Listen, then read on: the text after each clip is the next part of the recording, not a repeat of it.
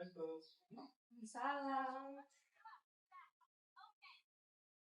Ya. Ini sudah masuk Pak. Siapa? Kami silakan duduk mau suaranya. Di sini aja, Bu. Oke, silakan Pak. Masih ya, Bu?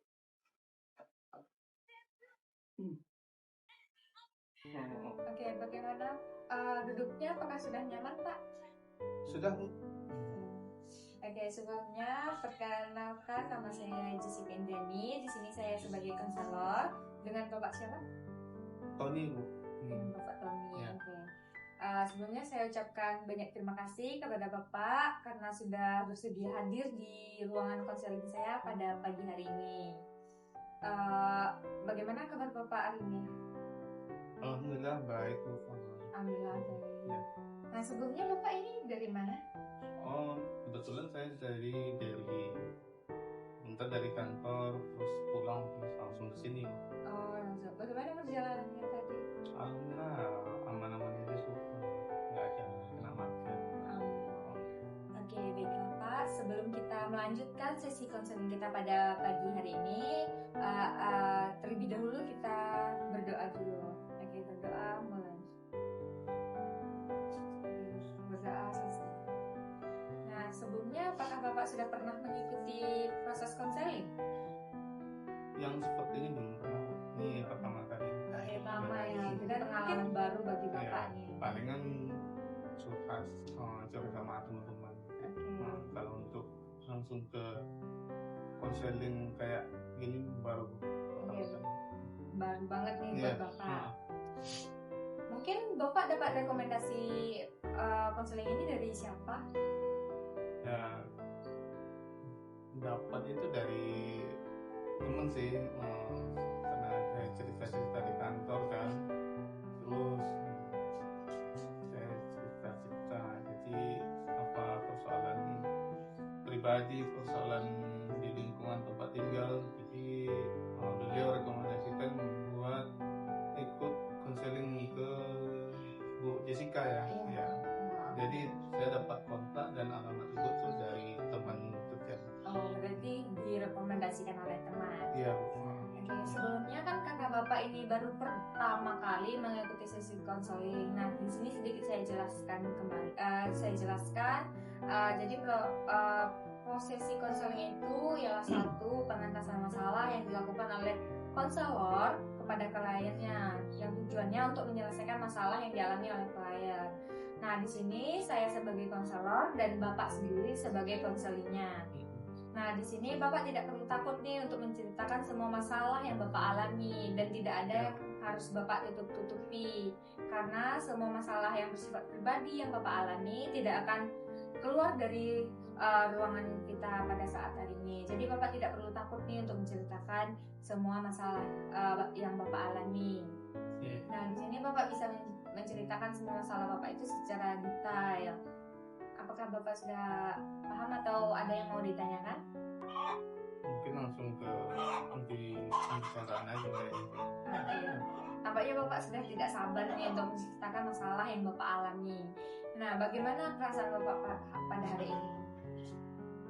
Kalau untuk suasana hati, perasaan hari ini itu ya kalau mengenai tentang kehidupan di lingkungan kerja sama lingkungan di tempat tinggal itu, saya sih rasanya ya gimana ya, Bu, agak nggak sama dengan suasana di kampung. Ya, kebetulan saya merantau di sini. Oh, Bapak merantau. Iya. Kampung asli Bapak di mana nih? Kalau saya tuh kampungnya itu di Penyambungan. Penyambungan. Oh, berarti Bapak merantau dari Sumatera Utara ke Sumatera Barat. Iya, betul. Oke.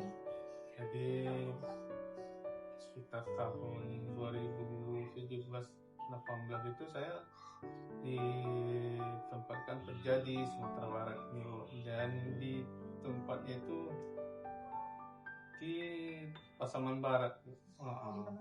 Jadi di Pasaman Barat itu kan mayoritas Minang ya Bu. Iya. Sementara saya Mandailing gitu. Bapak Mandailing nih. Iya. Jadi kebiasaan budayaan di lingkungan setempat itu berbeda dengan tempat tinggal saya atau kampung halaman saya. Dari segi pergaulan, dari bahasa, dan sifat-sifat orangnya pun macam-macam. Iya. Mungkin Bapak merasa terlalu berbeda, terlalu jauh antara Sumatera Utara dengan Pasaman Barat gitu ya Pak. Kayak dari segi budaya atau dalam bahasa. Ya, dari segi budaya itu ya jauh kali berbeda dari makan, acara pestanya, ya ada istiadat itu kan berbeda sekali gitu. Jadi kalau di tempat kerja itu berbagai macam juga etnis budayanya di dalam, ada yang Jawa, Minang, Bataknya ada juga. Dan kalau di kantor sih oke karena bermacam-macam suku budaya di dalam, saya masih oke lah gitu. Tapi kalau yang di lingkungan tempat tinggal itu ya sangat berbeda gitu. Jadi saya harus menyesuaikan. Kalau istilah di Minangkabau ini kan Sumatera Barat itu di mana bumi dipijak ya Bu, di situ langit dijunjung. Jadi saya harus sebisa mungkin menyesuaikan kebiasaan saya dengan kultur di tempat saya tinggal itu. Awal-awal tinggal sih, awal-awal saya penempatan di sini di Pasaman ini agak susah juga menyesuaikan dari segi bahasa. Kalau saya kan ya Batak Mandailing ini kan beda dengan bahasa Minang, jadi agak-agak susah juga pelafasan sama penanggapan saya dari bahasa warga setempat itu. Dan untuk budayanya itu dengan kebiasaan masyarakatnya itu beda juga gitu. Jadi dari kayak perbedaan budaya yang Bapak alami itu, apa yang Bapak rasakan pada saat sekarang ini? Atau entah kecewa, kayak entah merasa Bapak diasingkan dengan berbeda budaya dari yang mayoritas, atau bagaimana? Ya kalau perbedaan itu ya pasti terasa ya Bu, apalagi saya baru sebagai pendatang ya, bukan asli warga sini. Jadi sifat sentimental terhadap orang baru atau keberadaan orang baru, apalagi dengan suku yang berbeda itu terasa sekali gitu Bu. Jadi saya di lingkungan tempat tinggal itu agak susah juga menyesuaikan, karena ya saya nggak tahu juga ya, entah faktor SDM-nya, entah faktor saya yang dari Sumatera Utara, jadi agak nggak cocok gitu lah Bu.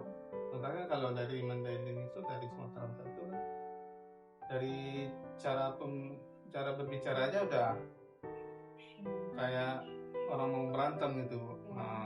Kalau dari orang Minang itu tutur bahasanya itu agak lebih lembut gitu. Tapi sebenarnya sih kalau dari kami dari suku Mandailing atau dari Sumatera Utara itu, bersuara keras itu bukan berarti membentak-bentak ya. Tapi itu saya harus menyesuaikan dengan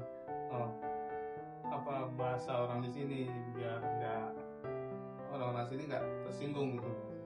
Soalnya kan kami di kampung biasa itu kalau bicara itu teriak-teriak gitu. Tapi bukan artinya berantem, tapi emang gaya berbicaranya seperti itu. Memang gaya bicaranya yang betul. keras gitu. Mungkin Bapak merasa kayak orang Minang ini kayak Bapak takut berbicara dengan orang ini. Orang Minang ini kayak berpikir kalau Bapak itu kayak marah-marah atau ngomong kasar mungkin dengan orang Minang ini, seperti itu ya Pak. Jadi awal-awal itu saya harus menyesuaikan. Jadi saya mengamati dulu gimana kebiasaan orang sini, cara bicara, berpakaian, makan, atau apalagi acara-acara pesta di kampung ini dan cara-cara adatnya itu. Lebih seperti itu. Jadi kayak Bapak tuh kayak cukup merasa kayak berbicara dengan orang Minang ini kayak merasa nggak enakan atau apa, mungkin seperti itu ya Pak. Iya betul. Jadi kita sebagai datang ini ya harus jaga sikap juga Bu. Nanti salah ngomong, salah tindakan, jadi warga lokal malah padangnya sinis ke kita itu datang. Oke, mungkin yang dari semua yang Bapak alami itu apa usaha yang Bapak sudah lakukan untuk supaya supaya nggak ada nih yang baperan atau nggak ada yang kayak tersinggung dari salah satu budaya seperti itu. Apa usaha yang sudah Bapak lakukan? Ya, salah satu usaha saya itu ya mengamati dulu Bu. Dari awal itu saya penyesuaian dulu, mengamati itu, coba-coba ngobrol sama tetangga gitu kan. Jadi kalau ya maklum kita kan kerja tuh, jadi waktu untuk berbaur dengan masyarakat itu agak terbatas tuh. Berangkat pagi, pulangnya ada sore atau malam. Jadi berbaur dengan masyarakat, misalkan kalau kayak kerja bakti gitu kan, bersih jalan, bersih tempat ibadah gitu. Jadi saya jarang itu mengikuti itu karena keadaan pekerjaannya.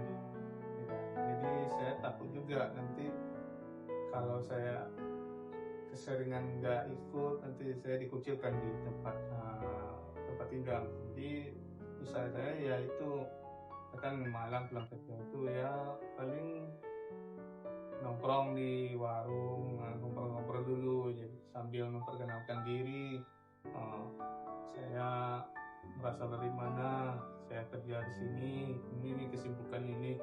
Jadi saya berharap kan warga setempat tuh memaklumi dengan kondisi saya gitu. Bukan berarti saya nggak mau berbaur, tapi keadaannya seperti itu Bu. Jadi usaha yang sudah Bapak lakukan sekarang tuh kayak mulai mengikuti apa yang ada di lingkungan saat Betul. Bapak ini, kayak mulai berbaur, kayak mulai mengamati bagaimana orang ini melakukan kegiatan pada sehari-hari, dan Bapak mungkin mulai untuk mengikuti seperti itu ya Pak? Iya, betul seperti itu. Tapi dari yang saya lakukan itu beberapa warga emang menerima dengan baik, tapi ada juga yang tidak, karena ya mungkin sentimen sama etnis atau suku budaya itu sendiri. Jadi ya begitulah Bu. Kita juga nggak bisa menyalahkan warga yang pandangnya seperti itu ya, karena sebaik-baik kita berbuat ya pasti ada juga yang tidak suka gitu Bu. Jadi saya pun mawas diri lah menerima tanggapan orang yang seperti itu, walau ada yang bisik-bisik lah, apa orang itu yang ambil ini sementara dia kan bukan orang asli sini. Ya ada juga yang membicarakan hal-hal kayak gitu. cerita Bapak tadi, seperti Bapak mengalami kayak mungkin merasa nggak enakan, atau karena Bapak mungkin pendatang baru di lingkungan yang baru dan suasana yang baru mungkin ya Pak. Jadi Bapak mengalami kayak merasa nggak enakan nih kepada lingkungan barunya. Mungkin faktor penyebabnya entah Bapak dari pendatang baru tersebut atau memang memiliki budaya yang berbeda dari tempat tinggal Bapak sekarang ini.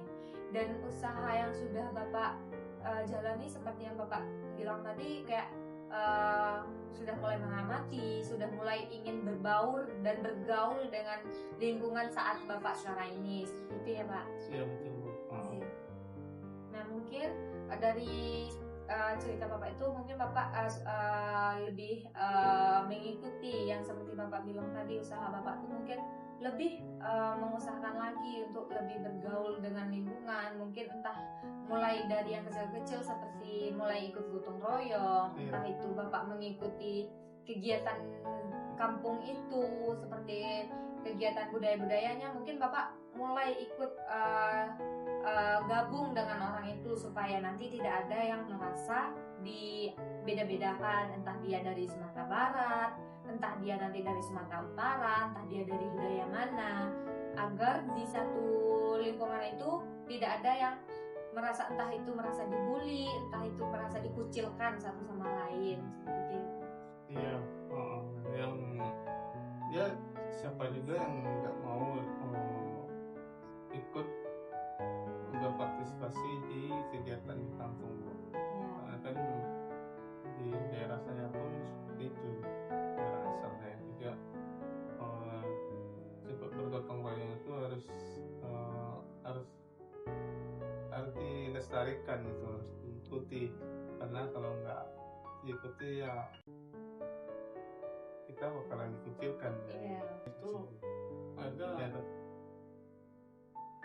satu kejadian itu tindakan kayak pas dibilang rasis ya masuk rasis ya, kayak bilang siapa tuh Tony itu, ngapain dia di sini, dia kan bukan warga sini, dia kan pendatang, jadi ngapain dia ngambil kayak menguasai lah, bekerja di daerah tersebut. Iya betul. Ya sampai juga ya nggak mau berbaur, tapi ya saya sempat juga mengalami yang seperti itu Bu. Jadi saya minta pendapat ke Bu Jessica, bagaimana sih seharusnya gitu ya untuk menanggapi orang-orang seperti itu. Oke, mungkin dari saya Pak, Bapak seperti yang Bapak bilang tadi, Bapak mungkin mulai mengikuti apa yang ada di lingkungan tersebut, mulai mengamati apa sih yang disuka dan tidak disuka dari lingkungan tersebut, dan apa yang kayak dari lingkungan itu mungkin Bapak mulai mengikutinya seperti gotong royong, entah itu acara adat yang lain, mungkin Bapak bisa mengikuti itu terlebih dahulu, agar orang itu kan kalau kita mulai mengikuti, mulai bergaul dengan dia, mungkin orang itu akan menerima kita dengan baik. Oh ternyata dia seperti ini, oh ternyata dia seperti ini, mau bergabung, mau seperti ini, seperti itu. Nah mungkin dari sini Bapak bisa menerapkan itu, kayak mulai bergaul, mulai berteman dengan orang-orang di lingkungan sekitar itu, mulai mengikuti budaya dia seperti itu. Seperti saya bilang dari awal tadi kan, saya penempatan kerja dari sekitar 2017-2018 ya di sini. Terus berarti sekitar 7 tahun lah saya di sini. Jadi ya nggak susah juga gitu yang perlakuan masyarakat itu ke saya pribadi itu, ada juga yang baik, ada juga yang masih kayak menolak lah, masih menganggap orang lain lah, walaupun asing gitu, entah itu karena SDM-nya yang apa, saya nggak mau juga menilai yang itu. Jadi makanya saya datang ke sini menemui Bu Jessica. Terima kasih sudah mau mendengarkan cerita saya yang selama ini saya tidak dapat jawaban dari teman kantor atau dari lingkungan tempat tinggal. Saya sih mengucapkan terima kasih kepada Bu Jessica. Ya mungkin itu saja Pak. Bapak mungkin bisa menerapkan apa yang sudah saya berikan tadi. Nah mungkin itu saja sesi konseling dari saya. Bagaimana nih perasaan Bapak pada saat ini? Kalau perasaan sih ya saya agak lega ya. Ya lega dengan penyampaian ke Jessica yang sebagai konselor di sini yang membuat perasaan sekarang lebih enak. Ya lebih lepas lah. Lebih plong. Ya lebih sedikit plong karena sudah ada solusi dari Ibu Jessica. Ya mana tahu nanti kalau misalkan ada teman-teman di lingkungan kerja ataupun teman yang lain yang butuh konsultasi soal kehidupan pribadinya di lingkungan kerja atau di lingkungan tempat tinggal, saya bisa rekomendasikan ke Bu Jessica itu untuk melakukan konseling. Mungkin itu saja Pak, dan semoga Bapak bisa mulai mengikuti atau mulai mengerjakan apa yang sudah Bapak bilang tadi. Iya. Terima kasih.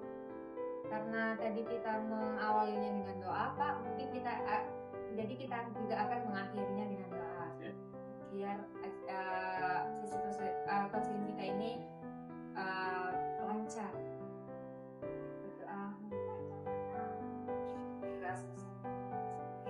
Itu saja Pak. Mungkin di kesempatan lain kali kita akan mengikuti proses konseling lagi.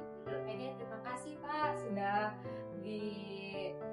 hadir dalam pertemuan konseling saya. Saya ucapkan terima kasih juga sudah terima di sini. Ya.